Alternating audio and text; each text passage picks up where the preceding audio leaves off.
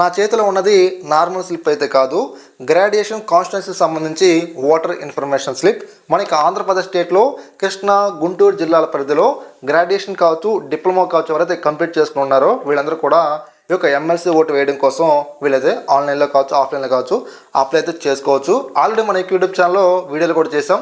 మీరు ఆఫ్లైన్లో ఆన్లైన్ ఎలా అప్లై చేసుకోవాలని చెప్పేసి మన యూట్యూబ్ ఛానల్ ద్వారా చాలామంది కూడా సెల్ఫ్గా చేసుకున్నారు.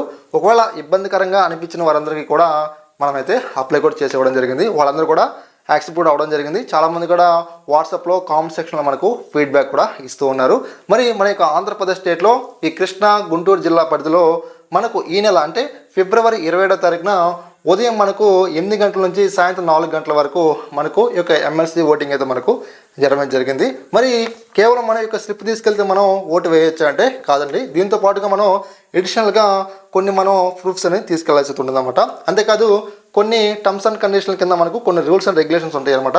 వాటిని కూడా మనం అయితే ఫాలో అవ్వాల్సి ఉంటుంది. దీనికి సంబంధించి మనకి యూట్యూబ్ ఛానల్లో ఒక వీడియో అయితే చేయడం జరిగింది. త్వరగా వెళ్ళి ఆ వీడియో చూసేయండి. మనకి యూట్యూబ్ ఛానల్ని సబ్స్క్రైబ్ చేసి మాకు సపోర్ట్ చేసేయండి.